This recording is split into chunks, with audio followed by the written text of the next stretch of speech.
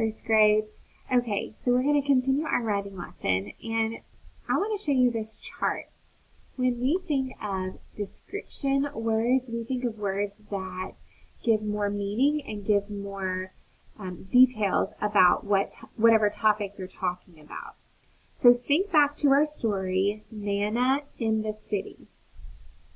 Nana in the City was about a little boy and his Nana going throughout the city and just having a wonderful time. The little kid in the story didn't think the city was a good place for Nana, but in the end realized that the city was a perfect place for Nana. There were really, really great description words to describe what was going on in the story. So let's look at this. So in Nana in the City, this is part of the story. It said, the city is loud, busy, and full of scary things. So the words loud, busy, and scary describe the city. Okay?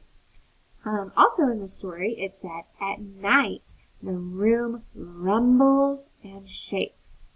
Rumbles and shakes kind of lets you know what's going on, like the feelings that you're feeling in that part. Nana says the city is wonderful, bustling, booming, and extraordinary. These words describe what the city is in Nana's point of view. And then the last part, Nana was holding a fancy red cape. Fancy and red describe the cape. So these are some of the parts in Nana in the City that had a lot of good description, a lot of good describing words. So which words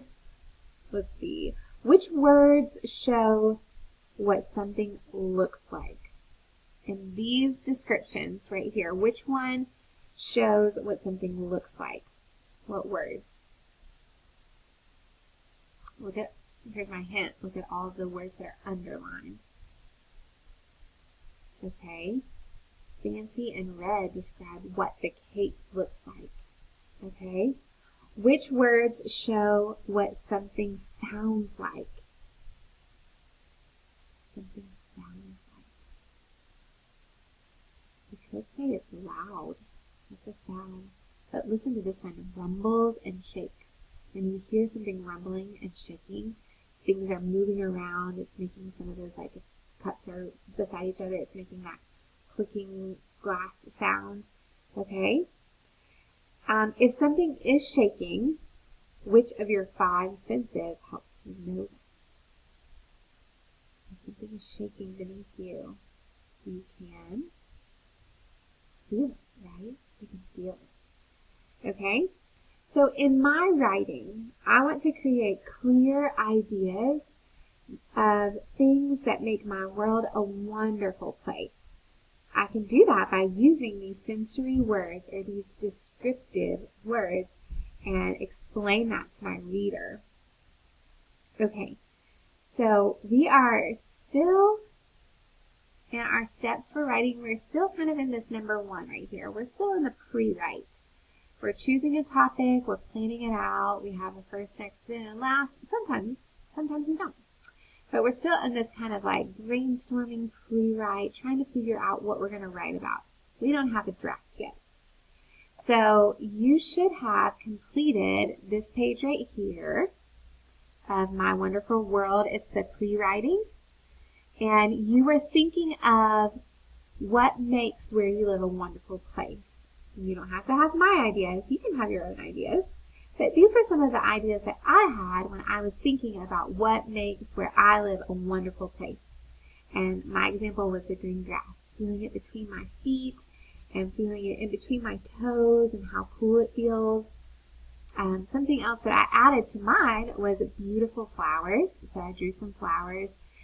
What makes my world and where I live a wonderful place is when I have beautiful flowers around me.